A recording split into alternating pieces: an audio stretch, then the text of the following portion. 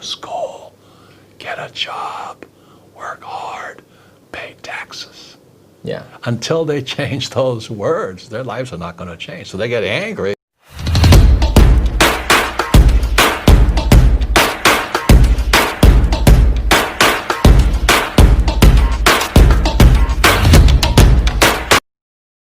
So I think most of your viewers out there sitting inside their head are the words from their mother and father. Go to school, get a job, pay taxes, save money, buy a house because it's an asset, get out of debt, Yeah. and invest in the stock market. That creates poor people. It's a hypnosis train going through your brain. So when people say, how do I change my life? Well, you change those words. I wouldn't go to school because you learn nothing about money in school. I wouldn't get a job because if I have a job, I'm an employee. And then I'd pay taxes. And I don't pay taxes. And I don't save money. And I use debt to get rich. And I don't invest in the stock market. That's why I'm rich. And so the young people who are listening right now, they're saying, but that's what my mom and dad said. But that's what mom and dad say all over the world. So to the young people, I just say challenge or question what you've been taught. Because from the Bible, I'm not religious, Yeah. the word becomes flesh. So if you say, go to school, they say, but I learned nothing about money. Get a job, you become an employee. Yeah. If you're an employee, you work for money, I pay taxes. Then they tell you to save money. Why would you save money when the government's printing money? You know, and get out of debt. Well, debt is money. I use debt to get rich. Most people use debt to get poor and invest in the stock market. I don't invest in the stock market. So when you wonder why so many people struggle financially, is they haven't challenged the hypnosis, the words, go to school, get a job, work hard, save money, pay taxes. Until you question those hypnotic trances, you don't change. So when I was a little boy, I had poor dad and rich dad, saying, in your head. He's saying, go to school. My rich dad goes, what a waste of time that is, Right. And the way my rich dad taught me is just playing Monopoly. 4 greenhouses, 1 red hotel. I learned about money. I learned to be a capitalist, not an employee. I don't pay taxes. I use debt for money. And I don't invest in the stock market. And when I say that to adults, they get angry at me. So, well, that's what I've done. I said, well, that's why you're poor. But when I said to young people, you have a chance yet. You have a chance. I'm not saying I'm right. I'm just saying question the hypnotic trance put in your head, because that's what keeps people poor. So what do you think that person should do? They've started to question their beliefs. They got it. They know, okay, I've been brainwashed. I know, but what do I do now next? Well, not to be commercial about it, but Yeah. that's why I created the cash flow game. Yeah. It's the only game that teaches accounting. Yeah. And most people come out of school, they don't even know what accounting is. They say, oh, they taught me to balance a checkbook. I'm going, big deal, You have to know assets and liabilities. You must understand taxes. The rich don't pay taxes. Yeah. And the rich use debt as money. So the question is, that's what I had to do when I was in my 20s. I said, how is it the rich learn to use debt as money? That's a challenge. And the brain goes, because it doesn't make sense. Yeah, it doesn't. Yeah, you got it. And then how do they not pay taxes? And what you'll find out in my new book, Fake, is the combination of debt and taxes. You see, the more debt I use, the less tax I pay. Right. It's counterintuitive. And that works because you're creating jobs, or why is that working? Well, there's many reasons, Okay. and that's why I have the best tax advisors. The biggest thing for most young people is that our schools teach us to be ICs, independent contractors, or self-employed, or even if you're an employee, you're still an independent contractor who has a job, and you do it by yourself. I think much of the young world is in the selfie world. Look at me, look at me, look at me. Whereas in my world, it's a team sport. I'm a rugby player. I go on the field with a team. toughest, meanest guys I know. And so you could be the A student from Princeton, but I go on the field with 15 tough men, kick your ass. And so the average guy is coming out there, you know, like, oh, I got an A, I went to Princeton, I went to Harvard, and corporate America comes out and they go, boom. So that's why when I talk to young people, I say, look, it's a team sport. So the first person I have is a bookkeeper. Bookkeeper is the lowest paid person on my team, but the most important. Right. The bookkeeper then keeps the accurate records that my accountant can use, and my attorney can use, and my banker can use. That's the combination there. And my banker, my attorney, and my accountant must work together as a team. Most people, their bankers, accountants, and attorneys don't work together as teams, because in school we're taught to take our tests on our own. If you ask for help, you're cheating. In my world, it's called cooperation. And what I found with most smart people, they don't know how to cooperate. They don't know how to ask for help, because in their brains, that's cheating. It means you're stupid. It means you're weak. It means you're stupid. I didn't have that problem because I was stupid in school, so I was asked for help. But the teacher says that's cheating.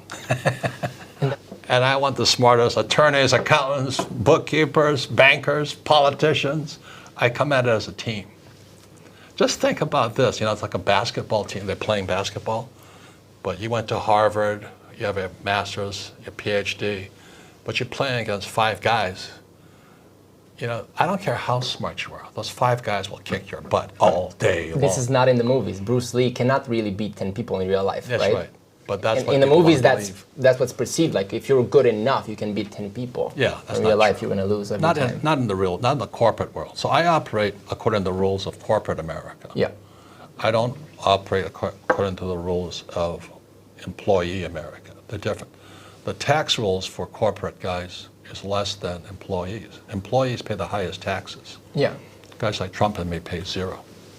And people are angry Legally. at that, which is very interesting. People are very angry at people that don't pay taxes, which is, again, a proof that people cannot wrap their heads around that. Because they've been hypnotized and go to school, get a job, work hard, pay taxes. Yeah. Until they change those words, their lives are not going to change. So they get angry, but they're angry at the words in their head. Because every time a teacher told me, to get a job, I said, you got to be kidding me. She goes, if you don't get good grades, you won't get a job. And I said, oh, that's good. I'm glad to hear that, And the teacher would go nuts. And they go, why don't you want a job? Because I'll pay taxes then. You got to pay your taxes. And I said, well, what about this? So I took real estate courses, not because I like real estate, because real estate is about debt and taxes. Right. So the more debt I use, which is real money, debt is real money, the less tax I pay. And especially with the interest rates right now, that have been lowest in the last 5,000 years or something like that. Money is cheap right now, 0. Yeah. Get Yeah. it free. Yeah. Why would you save it? Why would you save it when they print it? It's until you question, all the young people, they just question what's inside that head. Who hypnotized you? Parents most of the time. Yeah. Most probably. And were your parents rich or poor? Probably poor. Well, Hard probability, working, right? paying taxes, Yeah. they went to school, if you're middle class. yeah. So for the Do you people, think Donald Trump's sons pay taxes? none of them pay taxes. No. Do you think they have jobs? No. In that book, I have Jared Kushner, who's Ivanka Trump's husband. Yeah. And the New York Times interviews him. The reporter is an A student, a smart guy with a job, and he just can't understand how Kushners, who are richer than the Trumps, Jewish family richer than the Trumps, Yeah. how they get away with not paying taxes.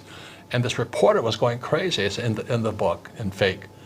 He just couldn't understand it because he's been hypnotized. So it's a collision of ideas. So when I say I don't pay taxes, then this whole you're cheating, you're a crook, you're a criminal comes up. And then they can't hear me. And I talk about trading, investing. I invest as an insider. And for the average person who knows very little, they say, well, insider trading is illegal. No, it's not. but they've been programmed to think it's illegal. There are certain forms of investing where insider trading is illegal, but for the most part, it isn't illegal. But what fires off, because they've been hypnotized, oh, insider trading, he's a crook, oh, and he doesn't pay taxes. Do you think I'd be writing about it if I was a criminal? So I wrote fake so people could challenge the hypnosis in their brains. People look at it now, and because they're scared and they're safety oriented, thinking, oh, I couldn't really start now because there's a financial crisis coming. Yeah. So why would I start now? So it's still the safety that they're looking for. So what would you say about that, about the financial crisis coming up? Well, there should be some sort of corrections happening in the future. Well, let me ask you this. If you had bought a ticket to get on the Titanic, right? Yeah. And you knew it was going to sink, what would you do? Not buy the ticket. Well, let's say you already bought the ticket. Okay, I'll build the best boat to get out of it. I would be getting ready to get off of it as quickly as possible. Okay. You know? I would be looking at life rafts and checking things out and things like that. Yeah. Because we're going down. Yeah. And this is the difference. Crashes make the rich richer. So what happens is, there's an old saying in investing, the bear goes up, the bull goes up the stairs. There's bulls and bears, right? Yeah. So the bull goes up the stairs, the bear goes out the window. So if you want to get rich quick, I like the crashes. Because you can buy low. Oh, shit, it comes down so fast. So if you can do it in stock. So right now, if I was a young person, I'd be taking probably a stock options course to trade the market coming down, because you'll get rich faster that way. It takes about 5 years to practice that. But I love crashes. I get really excited about a crash. Unfortunately, most people get wiped out. But nonetheless, the facts are crashes make the rich richer. That's when people hear this advice, then they go out in the world, and me included, but let's say I've done some sports, you've obviously had military training and all the things that I think evolved discipline in you, I'm thinking. But what would be your advice to toughen up? Because otherwise, any challenge that faces you, you're just going to fade and go back to safety. Correct. Well, I think that's one of the biggest problems is that people, the word is called resilience. Okay. If like the greatest athlete in my time is Tiger Woods. Well, he just won a championship again. Yeah, but he went way up, and he came down as, his wife caught him cheating, everything, the humiliation, and then his back goes out, he has surgery. And after this long down period, he comes roaring back up to the top. And if you've ever been to Augusta, the golf course where the Masters was played, that is the toughest golf course I have ever seen. I don't know how those guys play that course. Yeah. You have to be a mountain goat to play that course, And these guys are taking shots from down here, the green's up here. And these guys are going, holy mackerel. So he came back. So if there's a story of resilience and determination and a comeback, it's Tiger Woods. I'm in awe of that guy. He is really a great man to come from the top to the bottom, back to the top, And we all have that in us, except in school we told them, don't make mistakes. If you fail, you're stupid. Well, he came back, he made him stronger.